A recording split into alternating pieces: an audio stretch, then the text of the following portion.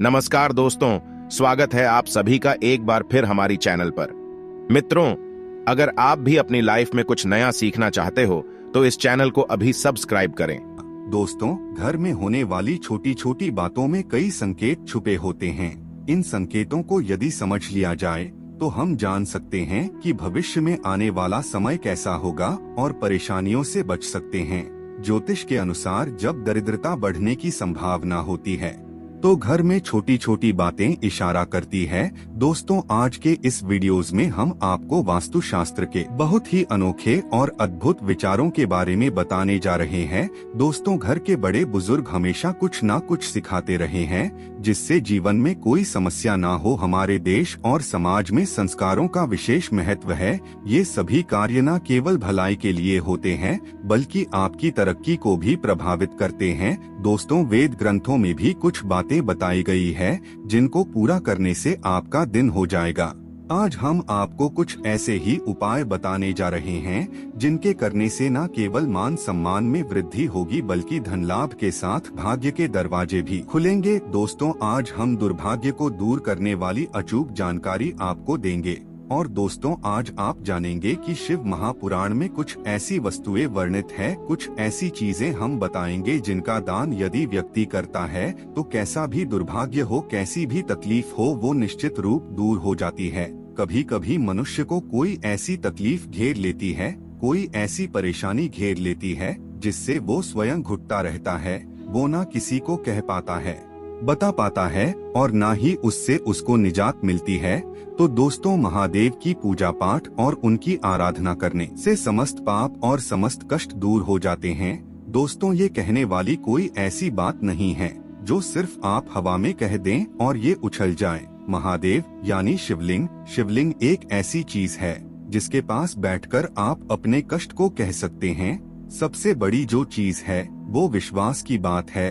यदि आप शिवलिंग पर विश्वास करते हैं, शिव महापुराण पर विश्वास करते हैं, तो निश्चित रूप से आपसे जो भी गलती हुई हो, जो भी कष्ट हुआ हो, आप बैठकर के सोमवार के दिन से पूजा आराधना शुरू करें तो निश्चित रूप से आपकी तकलीफ जो है वो दूर हो जाती है। आज हम दुर्भाग्य को दूर करने वाला शिव महापुराण में वर्णित एक विशेष चमत्कारी उपाय बताने जा रहे हैं। कुछ ऐसी वस्तुओं का दान बताने जा रहे हैं जिसे दान करने से आप जिससे प्रत्यक्ष या अप्रत्यक्ष रूप से जूझ रहे हैं वो कष्ट समाप्त हो जाएंगे। दोस्तों, शिव महापुराण में है क्या? शिव महापुराण में शिव जी की विस्तृत चर्चा है, विस्तृत जानकारी दी गई है शिव जी के बारे में। तो उसी में ऐसी 6 वस्तुओं का वर्णन है जिसका दान करने से मनुष्य जीवन के समस्त कष्टों से मुक्त हो जाता है। दोस्तों, में जो बहुत दानी महादानी कहे जाते हैं वो लोग दान के द्वारा, पुण्य कर्म के द्वारा आज भी जाने जाते हैं। जैसे कर्ण को ले लीजिए, कर्ण को कौन नहीं जानता। कर्ण को महादानी की संज्ञा दी जाती है। राजा बलि है और राजा हरिश्चंद्र की कथा तो आप सभी जानते होंगे कि कितने बड़े दानी थे। स्वप्न में देखने के बाद वे अपने पूरे राज्य का त्याग कर देते हैं। दोस्तों, महर्षि दधीची को भी दानी महादानी की श्रेणी में रखा जाता है। महर्षि दधीची एक कबूतर की रक्षा के लिए अपनी हड्डियों का ही दान कर दिया था, त्याग कर दिया था। तो ऐसे भी दानी हमारे समाज में होते हैं, पर दान का ये अर्थ बिल्कुल भी नहीं है कि आप अपने श्रद्धा और अपने शक्ति से ऊपर दान करें। दोस्तों, कोई भी दान अपने सामर्थ्य के अनुसार करना चाहिए। एक चीज और बता दें कि यदि आप कोई भी दान करते हैं तो शास्त्र के अनुसार वो दान आपको कई अधिक गुना होकर के वापस प्राप्त होता है। कभी भी कोई ऐसी चीज ना सोचे कि आप दान कर देंगे तो आपका भंडार कोष खाली हो जाएगा। शिव पुराण में तो ये भी कहा गया है कि यदि आप शिव जी पे कोई वस्तु अर्पित करते हैं या फिर शिव जी के निमित्त आप कोई दान करते हैं तो निश्चित रूप से वो 100 गुना होकर के आपको प्राप्त हो जाता है। देखिए, हमारा जीवन क्या है, ये वेद ग्रंथों के अनुरूप होकर ही चलता है। तो जब शास्त्र में लिखा है कि वो चीजें हमें 100 गुना अधिक होकर के प्राप्त हो तो दान अवश्य करना चाहिए। अब क्या क्या दान करना चाहिए, इससे कौन सी परेशानी दूर होती है, आइए आगे देख लेते हैं। लेकिन दोस्तों, उससे पहले आपसे रिक्वेस्ट करते हैं कि वीडियो को लाइक जरूर करिएगा, दोस्तों को शेयर कर दीजिएगा और यदि आपने अभी तक चैनल को सब्सक्राइब नहीं किया है तो चैनल को सब्सक्राइब करके बेल आइकन जरूर दबाइएगा। अब देखते हैं हमें कौन सा दान करना चाहिए जो बहुत किफायती है, हर कोई दान कर सकता है, और दूसरी चीज की ये प्रत्यक्ष अप्रत्यक्ष हर संकट को दूर कर सकता है चीज है नमक। नमक का दान करने से व्यक्ति यदि किसी प्रत्यक्ष अप्रत्यक्ष कष्ट से जूझ रहा हो, अप्रत्यक्ष का अर्थ होता है कि कोई ऐसी तकलीफ होती है जिससे हम स्वयं घुटते हैं, किसी को बता नहीं सकते, तो ऐसे ही आप सोमवार के दिन नमक का दान करेंगे तो फिर ये दुर्भाग्य आपकी जो गरीबी है या परेशानी है वो दूर हो जाती है। यानी नमक का दान आपके समस्त दुर्भाग्य को दूर करने में सहायक होता है। दान करते समय आपको एक बात का ध्यान रखना है, आप अपने हाथों से नमक का सीधे किसी के हाथ में दान ना करें, इस बात का ध्यान रखें। नमक का पैकेट आप नीचे रखें। एक प्रकार का नमक होता है जो गोल गोल होता है जिसे साबुत नमक कहते हैं, वो यदि आपको मिल जाए उसे आप दान करते हैं तो वो सर्वश्रेष्ठ माना जाता है। पर पैकेट में जो नमक मिलता है जिसे आप भोजन बनाने के लिए इस्तेमाल करते हैं, वो नमक भी आप दान करते हैं, इससे भी आपका दुर्भाग्य दूर होता है। अगली चीज है गुड़। गुड़ का दान यदि आप करते हैं तो इससे आपके रिश्ते अच्छे होते हैं। अब ये रिश्ता आपका किसी से भी हो सकता है। पति पत्नी के बीच यदि संबंध मधुर नहीं है, आए दिन क्लेश होता है, झगड़े लड़ाई और स्थिति तलाक तक पहुंच गई है, तो आप महादेव की शरण में जाएं।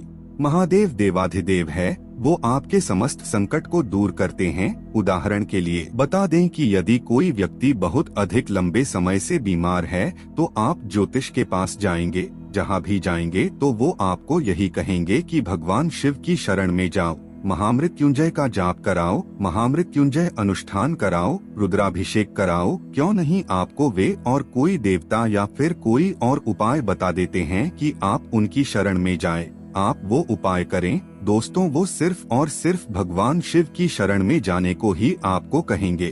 तो आप समझ लीजिए कि यदि आपका रिश्ता तलाक तक गया है, आपको लग रहा है कि अब बनने वाली नहीं है, तो हम आपसे कहेंगे कि आप महादेव की शरण में जाएं। महादेव को सोमवार के दिन गुड़ जरूर अर्पित करें, गुड़ का दान जरूर करें। दोस्तों, गुड़ का दान करने से कोई भी रिश्ता हो, माँ बाप के रिश्ते हो या फिर आपका बच्चा आपका कहना नहीं मानता, बस एक बात याद रखिए कि किसी भी रिश्ते में यदि मिठास भरनी हो तो सोमवार के दिन गुड़ का दान करें। दोस्तों, गुड़ और रोटी गाय को खिलाने से भी आपके रिश्ते मधुर होते हैं, लक्ष्मी की प्राप्ति होती है, तो ये काम भी आप कर सकते हैं। अगली चीज जो शिव महापुराण में वर्णित है वो है तिल। तिल का दान करने से व्यक्ति का यदि आत्मविश्वास डगमगा रहा है, यानी कभी कभी आप देखते होंगे कि व्यक्ति बहुत ज्ञानी होने के बाद भी उसका आत्मविश्वास उसका साथ नहीं देता है।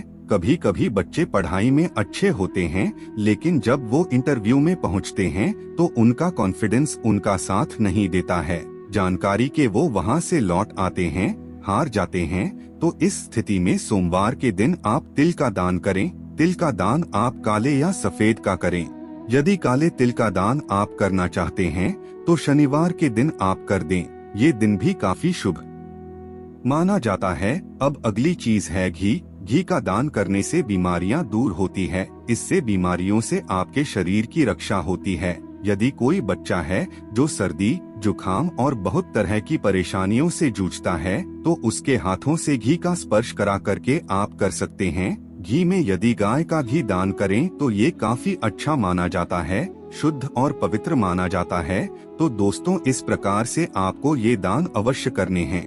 महादेव पे घी चढ़ाने से आपकी बीमारियां और परेशानियां दूर होती हैं, लक्ष्मी की प्राप्ति होती है। जैसा कि हम सभी को पता है कि महादेव का पंचामृत से अभिषेक किया जाता है, उनको जो 5 चीजें चढ़ाई जाती है उसमें घी का भी स्थान आता है। तो आप पर घी चढ़ाएं, इससे महादेव आपकी समस्त मनोकामना पूर्ण करेंगे। तो दोस्तों, इस तरह की जो चीजें हैं वो हमें प्रति सोमवार दान करनी है। यदि उपर्युक्त कष्टों से आप जूझ रहे हैं तो सोमवार के सोमवार आप इन चीजों का दान कर सकते हैं। अगली चीज है दोस्तों अनाज। बहुत प्रकार के अनाज हम दान करते हैं। जैसे कोई व्रत या उपवास रखते हैं तो फिर अंत समय में जब आप पारण करने जाते हैं तो उससे पूर्व में कहा जाता है कि आप ब्राह्मण भोज कराओ, परंतु ब्राह्मण भोज हर समय संभव नहीं हो पाता है, तो हम के निमित्त कुछ अनाज दान कर सकते हैं। अनाज दान करने से माँ अन्नपूर्णा आपका भंडार कभी खाली नहीं रखती है। जैसा कि आप सभी जानते हैं कि माँ अन्नपूर्णा शिव की अर्धांगिनी है, माँ जगदम्बा स्वरूप है और उन्होंने भगवान शिव को ये वरदान दिया था कि जो व्यक्ति उनका अनादर नहीं करेगा उसका भंडार कभी खाली नहीं रहेगा। तो ये कोई छोटी सी चीज आप मत समझिएगा कि भंडार खाली नहीं रहेगा। आपके खाली नहीं रहने का अर्थ है कि आपका घर अन्न और धन से भरा रहेगा।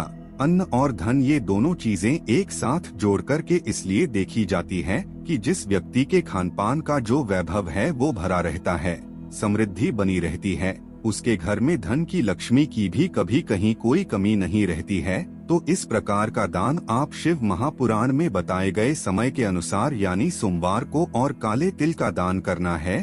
तो शनिवार को तरह से दान करेंगे तो निश्चित रूप से आपकी ख्याति फैलेगी और आप जिस समस्या से, जिस दुर्भाग्य से जूझ रहे हैं वो भी धीरे धीरे समाप्त हो जाएगा। धीरे धीरे इसलिए कि कोई उपाय जादू बिल्कुल नहीं होता। भगवान के पास जब आप उनकी शरण में जाते हैं, उनके निमित्त अपने कष्टों को दूर करने के निमित्त जब आप किसी चीज का दान करते हैं तो निश्चित रूप से भगवान आपकी थोड़ी देर तक परीक्षा लेते हैं। आपको लगेगा कि आपके और बड़े हो रहे हैं, परंतु वो संकट बड़े नहीं होते हैं, धीरे धीरे महादेव जी उसको काटते हैं। आपको सब्र की आवश्यकता है। आप जब किसी परेशानी से जूझ रहे हैं तो सब्र रखिए और धीरे धीरे ये उपाय करते रहें। महादेव की कृपा से सब कुछ अच्छा हो जाएगा। आपका जीवन खुशियों से भर जाएगा।